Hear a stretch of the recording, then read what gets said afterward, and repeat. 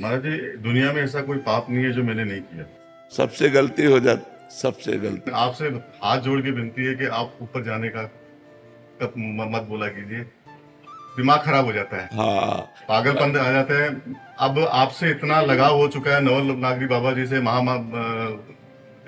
इनसे करो क्योंकि नए हैं हमारे। अब तो शरीर की हालत रोज का रोज डाउन होती जा रही। अब इसको हम कैसे कहें हम कितने दिन जिएंगे, अब पता नहीं भगवान कितने दिन रखें। ये जरूर है कि हम ना रहेंगे, लेकिन वाणी तो रहेगी ना। टेप की गई जो वाणी है, जो रिकॉर्ड की गई वाणी है, अगर आप उसे सुनोगे तो आपको लाभ मिलेगा। शरीर तो नहीं रहेगा, आज या कल चला जाएगा, इसका तो जाने का है ही। गुरु जी, आपके बिना तो कुछ अच्छा ही नहीं लग रहा। तो इसको रोकने का कोई उपाय भी तो हमें नहीं नजर। हमको ही साथ में ऐसी कोई बस नहीं बनी, ऐसी कोई ट्रेन नहीं बनी। तो ये सारी चीजें छुड़वा दी महाराज जी। तो बच्चे और दुकान वगैरह की अब इस तरह का मोह और वो नहीं होता है। सिर्फ आपसे, बाबा जी से सबसे दिन रात यही सपने में दिखते हैं। और वो इतनी हालत है बाबा जी, मैं यहाँ पर इस धाम में झूठ नहीं कहूंगा। ऐसा नहीं है कि आपका एकांतिक या सत्संग करने के बाद में मेरी स्थिति एकदम सुधर गई हो। एक दो बार गलत जगहों पे जाने का भी प्रयास किया। एक बार आपके दर्शन हुए वहां पे, और दूसरी बार नवलनागरी बाबा के महादेव बाबा के वे, हाँ बोल अब क्या चाहिए तेरे को। तो वापस चौकड़ी मार के भागा हूँ। अब कृपा निधान आप, बस आप ऊपर जाने का मत कीजिए, और अगर जाना है तो मेरे को साथ में लेके मैं थोड़ी वो सेवा करना। भगवान की बड़ी कृपा है आपके ऊपर, जो आपका सुधार होकर भगवत मार्ग में चल रहे हो। चिंता न करो, हम साथ हैं। शरीर नहीं रहेगा तो भी हम साथ रहेंगे। आप देखला, जो प्यार करते हैं तो शरीर रहे ना रहे, हम साथ रहेंगे। तुम्हें अनुभव होगा कि बाबा हमारे साथ है, ये अनुभव होगा। नामदेव जी, श्री हरिवंश महाराज जी, आपके चरणों में कोटि कोटि प्रणाम। महाराज जी, जीवन में बहुत कुछ सुधार आया है जब से आपका सत्संग सुनना शुरू किया है। महाराज जी, पारिवारिक रिश्तों में बहुत ज्यादा आसक्ति है। उस आसक्ति को श्री जी की तरफ कैसे मोड़े? मोह में बुरी तरह फंसी हुई हूँ, बहुत गलानी भी होती है। हाँ, भगवान की माया का यही प्रबल प्रभाव है कि जीव शरीर और शरीर के संबंधी भोग और शरीर संबंधी रिश्ते नाते, इसी में पूरा जीवन व्यतीत कर देता है। या तो शरीर संबंधी भोगों में या शरीर संबंधी रिश्ते नातों में, लेकिन आत्म संबंधी जो हमारे परम प्राण प्यारे भगवान हैं, उनसे हमारा लगाव नहीं हो पाता। वो लगाव तभी होगा जब हम नाम जप करेंगे। जितना अधिक नाम जप करेंगे उतने ही भगवान से हमें अपनापन होने लगेगा। और जितना भगवान से अपनापन होगा तो सबके प्रति प्यार बढ़ेगा, पर मोह नहीं। प्यार सबके प्रति बढ़ेगा, क्योंकि हृदय द्रवित होता है तो सबको सुख देने की भावना होती है, पर मोह नहीं होगा। ना अपने शरीर से मोह, ना दूसरे शरीरों से मोह। ये जब तक विवेक नहीं होए, विवेक मोह भ्रम भागा। विवेक होता है तब मोह का नाश होता है, और विवेक होता है सत्संग से, भगवान के भजन से। बिन सत्संग विवेक न होई, और राम कृपा बिन सुलभ न सोई। जब भगवान कृपा करते हैं तब सत्संग मिलता है। तो सत्य क्या है? भगवान का नाम। भगवान का नाम सत्य नारायण, सत है। तो जब हम राम राम, राधा राधा, कृष्ण कृष्ण, नारायण नारायण जपते हैं तो ये हर समय सत्संग हो रहा है। हमारे अंदर सुंदर बुद्धि में विवेक उत्पन्न होता है, और विवेक मोह का नाश कर देता है। होए विवेक मोह भ्रम भागा, और मोह गए बिन राम पद होए न दृढ़ अनुराग। जब तक मोह का नाश नहीं होता तब तक दृढ़ अनुराग भगवान के चरणों में नहीं होता। तो सत्संग सुनो और नाम जप करो, फिर देखो मोह नष्ट हो जाएगा। सत्संग सुनो, नाम जप।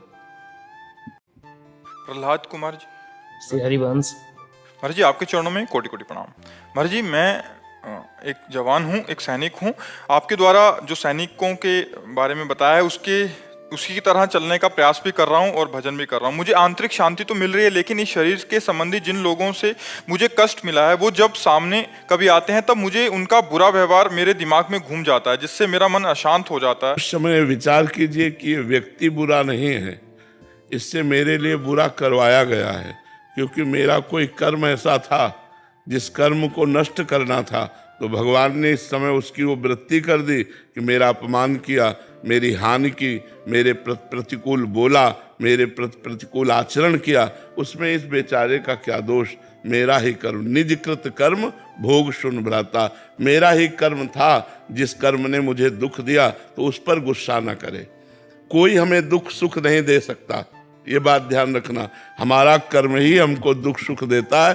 वो किसी की खोपड़ी में बैठकर निमित्त किसी को भी बना ले, यार ये आदमी हमें पहचानता भी नहीं लेकिन हमें बड़ा सुख दिया, और एक आदमी है कि जरा सा धक्का लग गया, पिट दिया, और बड़ा वैर और बड़ा विरोध खड़ा हो गया, वो कर्म हमारा। एक गौतमी नाम की तपस्विनी जंगल में रहती थी, महाभारत की कथा है, भगवान व्यास देव जी ने लिखा है। तो उनके एक पुत्र था, उस पुत्र को एक सांप ने काट लिया, और वो जो जंगली कोल भील होते हैं, वो उनके पुत्र को लाकर कहा, देवी आपका पुत्र मर चुका है और इसको सांप ने काटा है। वो बहुत तपस्विनी थी और मंत्रवेत्ता थी। उन्हें तुरंत सर्प का आकर्षण किया और सामने बुलाया और कहा, मैं तुम्हें भस्म कर दूंगी, तुमने हमारे पुत्र को मारा। ध्यान से सुनना। तो सर्प ने कहा, आप भस्म कर सकती हैं, लेकिन मैंने नहीं काटा, मेरे से कटवाया गया है। किसने कटवाया? बोले मृत्यु ने। तुम्हारे बालक के ऊपर जो मृत्यु का आक्रमण हुआ, उसने मुझे निमित्त बनाकर कटवाया। तो उनकी बात समझ में आ गई, तपस्विनी थी, उन्होंने मृत्यु का आकर्षण किया। मृत्यु से कहा, मैं तुम्हें भस्म कर दूंगी, तुमने बालक को सर्प से कटवाया। तो उसने कहा, मैंने नहीं कटवाया, काल ने।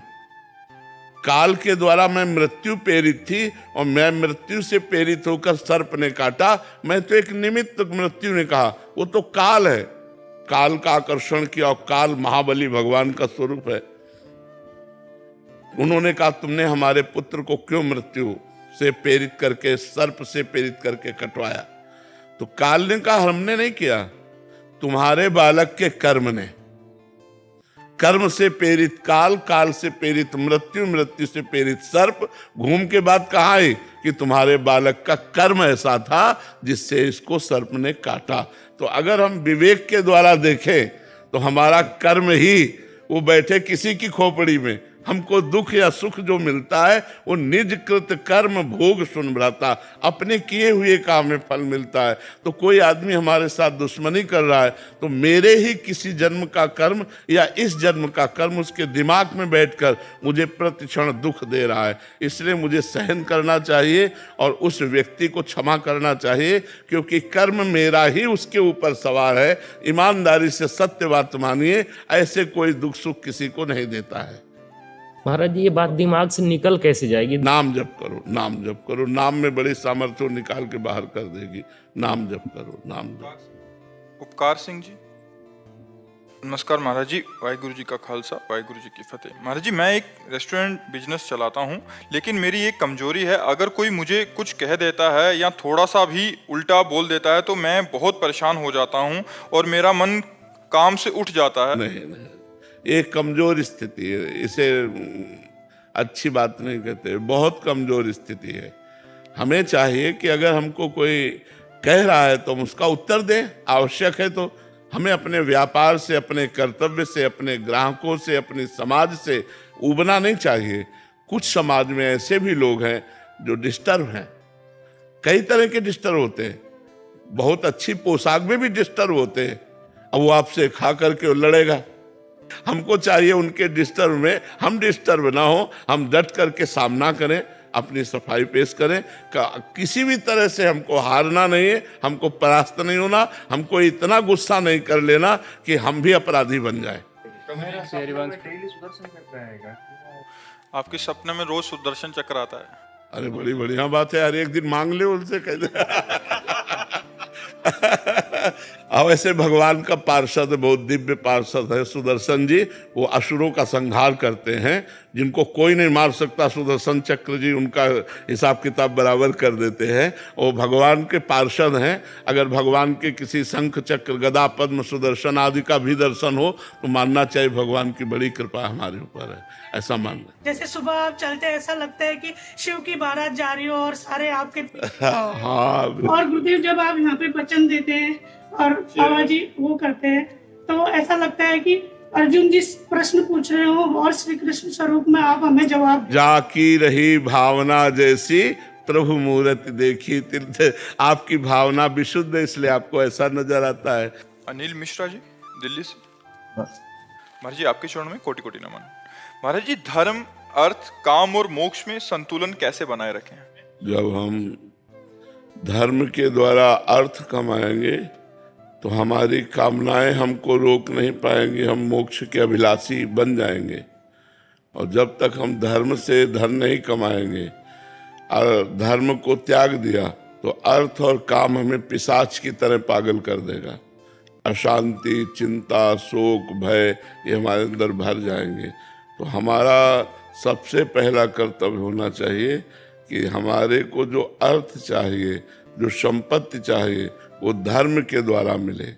और धर्म के द्वारा जब हम धर्म का पालन करेंगे तो धर्म हमको भगवान की तरफ ले जाएगा, अधर्म हमको नरक की तरफ ले जाएगा। तो जब धर्म हमें भगवान की तरफ ले जाएगा तो हमारी अच्छी कामनाएं होंगी। धर्म अर्थ जो है वो धर्म से कमाया गया, इसलिए कामनाएं अच्छी होंगी। और कामनाएं जब हमारी पूर्ण होंगी या नष्ट हो जाएंगी, दो प्रकार से कामनाओं का त्याग होता है, या तो भगवान पूर्ण कर देंगे या तो कामनाएं नष्ट कर देंगे। तो मोक्ष अभिलाषा जग जाएगी कि मैं भगवान को प्राप्त करूं, मैं मुक्त हो जाऊं। इसलिए सबसे पहली बात है धर्माचरण करना। अब धर्म क्या है और अधर्म क्या है ये जानने के लिए हमें शास्त्रों का स्वाध्याय, संतों का संग करना पड़ेगा, जिससे हमें ये पता चले कि जो हम कार्य कर रहे हैं वो धर्म पूर्वक है या अधर्म पूर्वक। तस्मात् शास्त्रम प्रमाणम ते कार्या अकार्यो व्यवस्थितो। कार्य करना है कि ये अकार्य है, इसका विधान शास्त्र करता है। तो हमें श्रीमद् भागवत का, श्रीमद् भगवत गीता जी का, वेदों का जितना हमारी पहुंच है स्वाध्याय करना चाहिए। तो हमें पता चल जाएगा ये करना चाहिए और ये नहीं करना चाहिए। जिसे संत और शास्त्र कहते करना चाहिए उसे धर्म कहते हैं, और जिसे संत शास्त्र कहते नहीं करना चाहिए उसे अधर्म कहते हैं। धर्म के द्वारा कमाए हुए धन से पवित्र कामनाएं उत्पन्न होती हैं, पवित्र कामनाएं फिर मोक्षाभिलाषी बना देती हैं। इसीलिए धर्म, अर्थ, काम, मोक्ष ये 4 पुरुषार्थ लिखे हुए हैं। महाराज जी इन्हीं का प्रश्न है कि सनातन धर्म का वास्तविक अर्थ क्या है? महाराज जी ब्रह्म, सनातन ब्रह्म है, सनातन राम है, सनातन कृष्ण है, सनातन संपूर्ण जगत है। ये वायु सनातन है, ये सूर्य सनातन है, ये चंद्र सनातन है, ये भूमि सनातन है। चराचर जगत उसी सनातन से प्रकट हुआ है। सनातन ब्रह्म है तो सनातन से ही प्रकट हुआ है। जैसे ब्रह्म अनंत है ऐसे सनातन अनंत है। सनातन किसी व्यक्ति के धर्म का नाम नहीं है। सनातन परब्रह्म परमात्मा है। भगवान श्री कृष्ण सनातन है, भगवान श्री राम सनातन है। जब भगवान सनातन है तो चराचर जगत उसी सनातन से उत्पन्न हुआ है।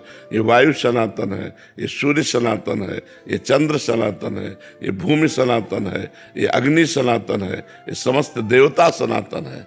कहाँ तक वर्णन करे? जैसे भगवान अनंत है ऐसे सनातन अनंत है। सनातन किसी व्यक्ति के धर्म का नाम नहीं है।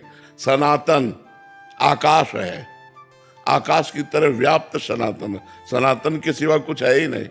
जो है वो सनातन में। भूमि में तो सब है, आकाश के नीचे तो सब है। सूर्य चंद्र के प्रकाश से ही तो सब जीवित है। सबके प्राणों का पोषण वायु से होता है। वायु सनातन है, अग्नि सनातन है। सब सनातन में उत्पन्न होते हैं, सनातन में पलते हैं और सनातन में हिलय हो जाते हैं, क्योंकि सबका मूल सनातन है और सनातन ब्रह्म है।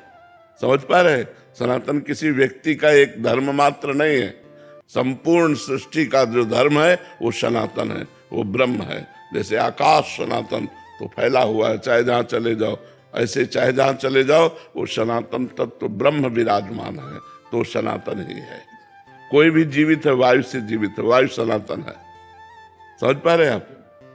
स्मिता जी।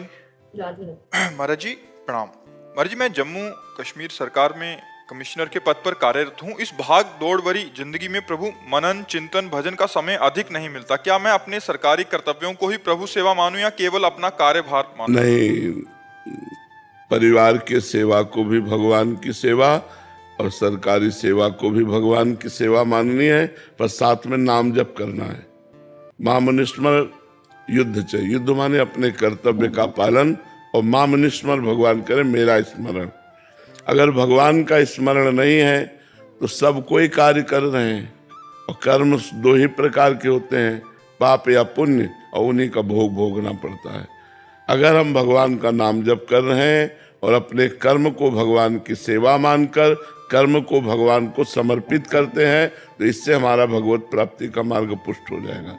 जैसे 4 घंटे हमने कोई काम किया, सांसारिक है, घोर सांसारिक है, बीच बीच में राधा राधा स्मरण किया, और उस 4 घंटे को हे प्रभु, ये जो 4 घंटे हमने कार्य किया ये आपको समर्पण करते, कृष्णार्पणमस्तु, तो वो 4 घंटे आपके भगवान की सेवा के समर्पित हो गए। क्योंकि संसार भगवान का है और इसमें जो भी सेवा है वो भगवान की ही सेवा है, पर भगवत स्मरण करते हुए, भगवान को कर्म समर्पित करते हुए हम भगवत मार्ग में चल सकते हैं। अच्छा, भागा दौड़ी कितनी, हम लोग प्रमाद स्थिति, प्रमाद समझते हो, आलस्य प्रमाद स्थिति के कारण ऐसा बोल देते कि हमारे पास टाइम नहीं है। नहीं, आप 12 घंटे काम करते हैं, इससे अधिक काम करते हैं? कोई भी हमें बताओ, अधिक से अधिक आप 12 घंटे काम करते हैं, तो 24 घंटे में आपके पास 12 घंटे बचे, 6 घंटे सो लीजिए, 12 6 18 घंटे हो गए। 2 घंटे भोजन के ले लीजिए, 20 घंटे हो गए। 1 घंटे मनोरंजन के लिए ले लीजिए, 21 घंटे हो गए। अब बचे 3 घंटे। हम कह रहे हैं 2 घंटे परिवार को दे दीजिए, बचा 1 घंटा। 1 घंटा भजन करो, देखो आप बढ़िया भजनानंदी हो जाओगे। 1 घंटा तो करके देखो। अब आप टोटल बोल दिए हमारे पास फुर्सत नहीं, तो फिर यमराज थोड़ी छोड़ेंगे। तो हमें नाम जप करना चाहिए अपने लोक परलोक दोनों को बनाने के लिए, लोक में शांति और परलोक में भगवत कृपा प्राप्ति। इसके लिए हमें नाम जप करते हुए अपने सांसारिक कार्य करने चाहिए। यही हम सबको सिखाते हैं। भक्ति ये नहीं कहती कि अपने कर्तव्य को छोड़ दो और एकांत में बैठ जाओ। भक्ति ये कहती है एकांत से उठो और समाज में जाओ और सेवा करो और पाप कर्म न करो और नाम जप करो। यही भक्ति सिखाती। बड़े बड़े संत फिर समाज में ही आते हैं, आते तो अंतिम में समाज में। बिना समाज को दिए आप जा नहीं सकते हो। जो भक्ति कमाई वो समाज को दो और फिर जाओ यहाँ से। बड़े बड़े संत महात्मा घूम घूम के बांटते हैं, हम तो मान लो बैठे हुए बांट रहे हैं। बड़े बड़े संत जन तो गांव गांव नगर नगर घूम घूम कर प्रवचन करते हैं, लोगों को जागृत करते हैं। तो ये करना पड़ेगा। समाज में पैदा हुए हो, समाज का खाया है, तो समाज को जागृत करना पड़ेगा, समाज की सेवा करनी पड़ेगी। तो वही तो आप कर रहे हो, समाज की ही तो सेवा कर रहे हो। जैसे हम अकेले हैं तो आप अकेले कपड़ा लत्ता भिक्षा मांग लिए, और आपके 10 परिवार के तो आपको पेमेंट मिलती है। तो आप अपने परिवार का पोषण कीजिए और धर्म से चलिए और नाम जप कीजिए, तो आपको भगवत प्राप्ति का मार्ग मिल जाएगा। केवल सांसारिक जिम्मेदारियों को ही पूरा किया और भजन नहीं किया तो फिर क्या होगा? आपके जो कर्म बने उसके अनुसार आपको अगली योनि में जाना पड़ेगा, मुक्ति नहीं मिलेगी। नहीं, अरे मोक्ष कोई तुम खिलवाड़ समझते हो? पशु पक्षी जैसे हैं उनको तो नहीं मिलता, नहीं मिलता, उनको मोक्ष नहीं मिलता। वो तो कर्म कर रहे हैं। नहीं, कर्म नहीं कर रहे हो, केवल भोग भोग रहे हैं। कर्म केवल मनुष्य शरीर से होता है। गुरुदेव, आपने बोला सर वृंदावन में जो पशु पक्षी वो सारे किसी न किसी पुनर्जन्म में अपने तपस्या की है, तपस्या। हाँ, तो वही तो कह रहे। तो वृंदावन के कबूतर बनना तुमने साधारण समझ लिया है क्या? वृंदावन के पशु पक्षी बनना बड़े बड़े ऋषि मुनि याचना करते हैं कि वृंदावन का मैं खग मृग पशु पंछी बन जाऊं, जिससे राधा राधा रटूं और प्यारी जू और प्यारे जू को सुख पहुंचाऊं। तो वृंदावन के पक्षी, वृंदावन के सुअर कुत्ता ये कोई साधारण जीव थोड़ी है, ये तो पूर्व जन्म के कोई न कोई साधन भजन बना तो वृंदावन में आकर पशु पक्षी रूप में प्रियाजू के धाम में पड़े, आप सीधे भगवत प्राप्ति हो जाएगी इनको, क्योंकि रज में पड़े है ना। अब शरीर रज में छूटेगा तो रज के प्रभाव से भगवत प्राप्ति हो जाएगी। आशा शुक्ला जी। राधे राधे महाराज जी। महाराज जी, नाम जप में यदि राधा जी के ध्यान में राधा जी एवं साकार गुरु एक ही रूप में महसूस हो, तब साधक की स्थिति बढ़िया है, बढ़िया है। तो उसको फिर अभी शरणागति या गुरु दीक्षा का अभी आगे प्रयास नहीं करना चाहिए। आप करते रहो, भजन करते रहो, खुद भूख पैदा हो जाएगी, खुद भूख पैदा हो जाएगी कि अब मैं दीक्षा लूंगी, अब मैं गुरु बनाऊंगी, अब मैं भगवत मार्ग में आगे बढ़ना चाहती हूँ। जब हमें आगे चलना होता है और मार्ग पता नहीं होता तो गाइड की जरूरत होती कि नहीं होती? हमें मार्ग पता नहीं है और हमें चलना है आगे तो हमें गाइड की जरूरत होती है। ऐसे ही भगवत मार्ग में गुरु की जरूरत होती है। चाहे शिव बिरंच सम होई, गुरु बिनु भवनिधि तरह न कोई, तो वो खुद भूख पैदा हो जाएगी आगे कि कोई महापुरुष हमारा गुरु बने, हमें मार्ग प्रदर्शन करे कि हम कैसे जाए।